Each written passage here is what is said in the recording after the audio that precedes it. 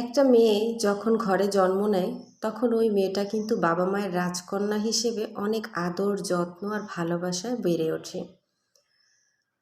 তারপর একটা সময় যখন পেরিয়ে যায়, মেয়েটা ধীরে ধীরে মায়ের বাবার আদর স্নেহে ভালোবাসায় বড় হয়ে যায়, তখন কিন্তু ওই মেয়েটাকে বিয়ে করে পরের ঘরে চলে যেতে হয়। আর বাবা মায়ের সেই ছোট্ট রাজকন্যাটিকেই একদিন বাবা মায়ের 2-4 দিনের অতিথি মনে হয়। এটা সব মেয়েদের কাছেই মনে হয়, আমার নিজের কাছেও মনে হয়। আমি কতই না আদর যত্ন আর ভালোবাসায় বড় হয়েছি আমার বাবা মায়ের কাছে। ছিল সেটা নিম্নবিত্ত ঘর, তবুও ভালোবাসার কোনো কমতি ছিল না। অথচ সেই আমি, সেই বাবার একমাত্র রাজকন্যা, এখন বাবার কাছে মাত্র 2-4 দিনের অতিথি মাত্র। সেটাও বলা যায় একদম অতিথি পাখির মতো। বছরে হয়তো একবার আসে, আবার হয়তো কোনো বছরে আসেও না। ঠিক এমন। আসসালামু আলাইকুম, সবাই কেমন আছেন? আশা করছি সবাই ভালো আছেন। আল্লাহর রহমতে আমিও বেশ ভালো আছি। চলে আসলাম আবার একটা নতুন ভিডিও নিয়ে আপনাদের মাঝে শেয়ার করার জন্য। আশা করছি বরাবরের মতো আজকের ভিডিওটা আপনাদের কাছে একটু হলেও ভালো লাগবে। তাই অনুরোধ করছি, প্লিজ একটা লাইক দিয়ে সম্পূর্ণ ভিডিওটা দেখতে থাকুন।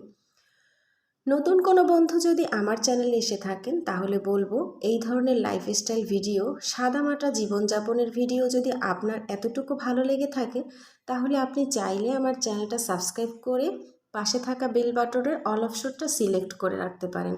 এতে করে আমি ভিডিও ছাড়া মাত্র আপনার কাছে নোটিফিকেশন পৌঁছে যাবে, আর আপনি আপনার সময় সুযোগ বুঝে ভিডিওটা দেখে নিতে পারবেন।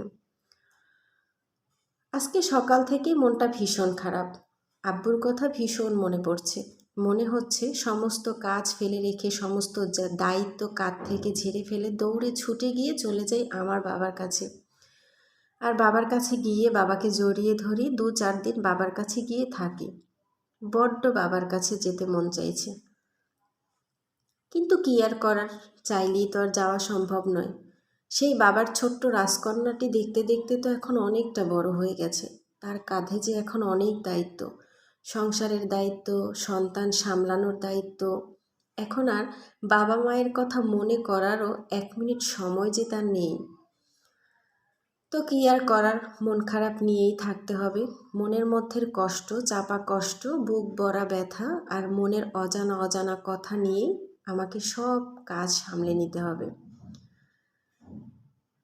একটা মেয়ে ছোট্ট থেকে বাবা মায়ের কতই না আদর যত্নে বড় হয়। সেই মেয়েটা কি আদৌ জানে যে একদিন এই ঘরটাই তার কাছে সবচেয়ে পর হয়ে যাবে? এই বাবা মা, যার আদর স্নেহ আর ভালোবাসা ছাড়া একটা সন্তান কখনোই বড় হওয়া সম্ভব নয়। ছোট্ট মিষ্টি দুষ্টুমি, বাবা মায়ের আদর, ছোট্ট রাজকন্যার বাবা মায়ের কাছে আর শত শত আবদার পূরণ, কত কিছুই না। ছোটবেলা থেকে কতই না স্মৃতি জড়ানো, ভালোবাসায় মোড়ানো এই জীবনটা। সেই জীবনটা যখন একটু একটু করে বড় হতে থাকে, মাত্র 16 বছর, মাত্র 16-17 বয়স হলেই সেই ছোট্ট মেয়েটা কিন্তু বাবা মায়ের কাছ ছেড়ে একটা অজানা পৃথিবীতে চলে আসে। যেই পৃথিবীতে তার কাছে সবাই অচেনা, কেউ আপন নয়।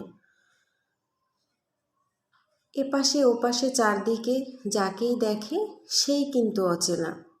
সেই ছোট্ট একটা মেয়ে, বাবা মায়ের আদর স্নেহে বড় হওয়া, বাবা মায়ের কত যত্নে গড়া সেই রাজকন্যা, কত পারিপার্শ্বিক সব কিছু পরিস্থিতি সামলে একদিন এতটাই সংসারী হয়ে যায় যে বাবা মায়ের সেই রাজকন্যা বাবা মাকেই ভুলে যায়। আর এটাই কিন্তু সত্যি। ছোটবেলায় আমি যখনই আব্বু আম্মুর সাথে মজা করতাম, আর কি অতটাও ছোট না, যখন 8-9-এ পড়তাম, তখন আব্বু দুষ্টুমি করে বলতো, এখন আব্বুকে এত ভালোবাসিস, একদিন তো বিয়ে দিয়ে দিব, শ্বশুরবাড়ি চলে যাবি, তখন কি আমার কথা তোর মনে পড়বে? তখন আমি হেসেই বলতাম, বাবা, আমি তো কখনো বিয়েই করব না, তোমাকে ছেড়ে তো আমি থাকতেই পারবো না। তোমাকে একদিন না দেখলে, তোমার একদিন কথা না শুনলে, তোমার একদিন মুন্নু ডাক না শুনলে যে আমার ঘুমই আসে না। আমি তোমাকে ছাড়া থাকবো কি করে?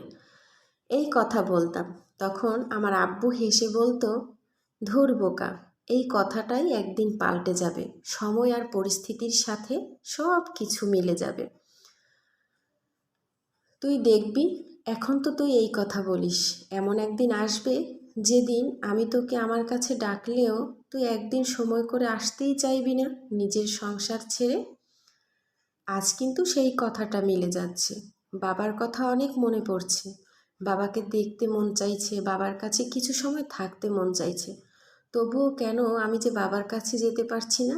কেন আবার এই যে সংসারের পিছুটান, এই যে সংসারের প্রতি আমার দায়িত্ব, সন্তানের প্রতি আমার দায়িত্ব, আমার মনে হয় আমি যদি একটা মিনিট আমার সংসার ছেড়ে দূরে কোথাও থাকি, আমার সন্তানেরা তো কোনো কিছু ঠিকমতো করতেই পারবে না।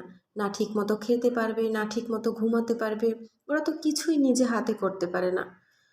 আমি যদি আমার সংসারটা রেখে যাই তাহলে এখানে অগোছালো হয়ে থাকবে, এখানে ময়লা পড়ে থাকবে, এটা নষ্ট হয়ে যাবে, এইসব চিন্তা করে করে আর যাওয়াই হয় না। সেটাই আজকে সকাল থেকে ভাবছি। একদিন যেই সংসারের চোখের মণি ছিলাম, একদিন যেই বাবা মায়ের সকালের ডাক ছিলাম, সকালের ডাক মানেই থাকতো মুন্নু। আমার বাবা আমাকে মুন্নু বলে ডাকতো, কারণ আমার নাম তো মুন্নি। আজও সেই নামেই ডাকে, তবে সেই ডাকটা এখন আর প্রতিদিন সকালে শোনা হয় না। নিজের ব্যক্তিগত কথাগুলো বলতে বলতে নিজের মনের ভাবটা আপনাদের সাথে প্রকাশ করতে গিয়ে কাজ সম্বন্ধে কিছু বলাই হলো না।